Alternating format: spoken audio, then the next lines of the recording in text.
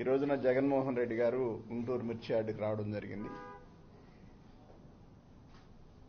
అక్కడికి వచ్చిన జనాలను చూసి టీడీపీ నాయకులకి కడుపు మండి వికృత రాతలు రాయడం, చిల్లర రాజకీయాలు చేయడం. అంటే వాళ్ళ పార్టీ వచ్చిన దగ్గర నుంచి కూడా చిల్లర రాజకీయం తప్ప శక్తివంతమైన రాజకీయం ఎక్కడ చేయడం లేదు. వైఎస్ఆర్సీపీ నాయకుల మీద కేసులు పెట్టడం, అదేవిధంగా కార్యకర్తలపైన కేసులు పెట్టడం, కార్యకర్తలను కొట్టడం, తిట్టడం, ఇదే డ్యూటీగా పెట్టుకొని పాలన గాలికి వదిలేశారు. ఎక్కడన్నా ప్రశ్నిస్తారేమో అని చెప్పి ఒక భయంతో ఈ కేసులు పెట్టి భయపెట్టి మరి రకరకాల ఇబ్బందులు పెడతా ఉన్న సందర్భంలో మిర్చి రైతులు ఇబ్బంది పడతా ఉన్నారని చెప్పి జగన్మోహన్ రెడ్డి గారు గుంటూరుకు వస్తా ఉంటే ఇవాళ కనీసం ఒక పోలీసుని కూడా లేకుండా మరి మొత్తాన్ని వదిలేసి ఏమీ తెలియనట్టుగా మరి వాళ్ళు యాక్ట్ చేస్తా అంటే కళ్ళు లేని కబోదుల్లాగా యాక్ట్ చేస్తా ఉన్నారు.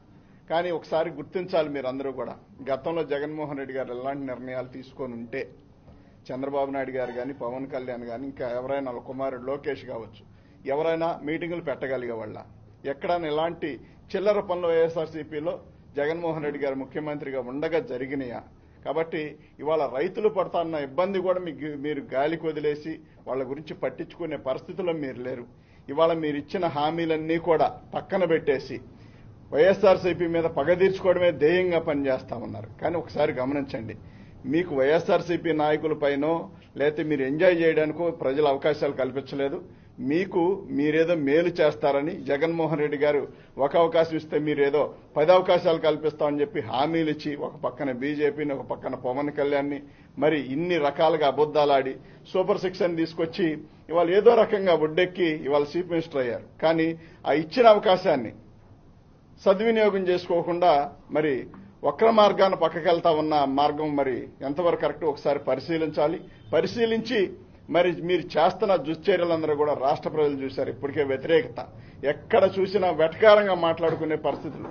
మరి ఏ ప్రభుత్వం పైన, గత ప్రభుత్వం పైన కూడా ఏనాడు కూడా మరి ఇంత పెద్ద ఎత్తున 8-9 నెలల్లో ఇప్పుడు ఎలక్షన్ పెడితే పరిస్థితులు ఎలా ఉన్నాయంటే కనీసం పట్టుమని సింగిల్ డిజిట్ అయినా వచ్చుద్దా అనే పరిస్థితులు ఆలోచించుకుంటా ఉన్నారు. కానీ మీరు ఒకసారి సర్వే చేయించుకోండి, ప్రజలు ఏమనుకుంటా ఉన్నారు, ప్రజలు ఏమని చేదరించుకుంటా ఉన్నారు, ఇవన్నీ కూడా మీరు గమనించకుండా మాకు అవకాశం వచ్చింది కాబట్టి పెద్ద కోళ్ల పెత్తనం ఇచ్చినట్టు కాకుండా మీకు ఇచ్చిన అవకాశాన్ని ప్రజలకు ఉపయోగపెట్టే విధంగా పథకాల హామీలు ఇచ్చిన హామీలన్నీ కూడా గాలికి వదిలేయకుండా ఇక నుండి అయినా సరే ఇచ్చిన హామీల్లో ఎంతో కొంత ప్రజలకు తీర్చండి, ప్రజలకు ఇవ్వండి. మరి వాళ్ళు ఎదురు చూస్తా ఉన్నారు. మీ మీద ఆశతో మీకు ఓట్లేశారు. మరి ఓట్లేశారని మీరు అనుకుంటా ఉన్నారు. ఓట్లేశారా, ఇంకో రకంగా వచ్చింది అవకాశం అనేది ఏదైనా పక్కన పెడితే మీరు మాత్రం ఖచ్చితంగా ఇచ్చిన హామీలు నిలబెట్టుకొని జగన్మోహన్ రెడ్డి గారి విషయంలో, సెక్యూరిటీ విషయంలో మీరు తీసుకున్న నిర్ణయాలు చాలా తప్పిదమైనవి. అవి ఖచ్చితంగా మళ్లీ పునరావృతం కాకుండా మీరు నిర్ణయాలు తీసుకోవాలి. అదేవిధంగా జగన్మోహన్ రెడ్డి గారు కూడా మరి జెడ్ కేటగిరీ భద్రత మరి కేంద్ర ప్రభుత్వం కానీ కల్పిస్తే ఖచ్చితంగా బాగుంటుంది. ఆయన ప్రజాదరణ కలిగిన నాయకుడు, మాస్ లీడర్. ఆయనకున్న మరి జనం ఆదరణ చూశారు ఇవాళ.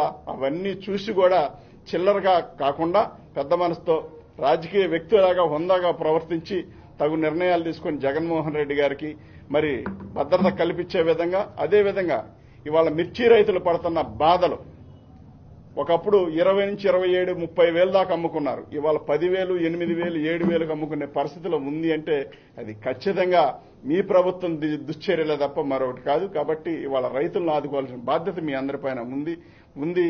మరి దాన్ని మీరు ముందుకు తీసుకెళ్లి రైతులను ఆదుకోవాలని చెప్పి విజ్ఞప్తి చేస్తూ సెలవు తీసుకుంటా ఉన్నారు.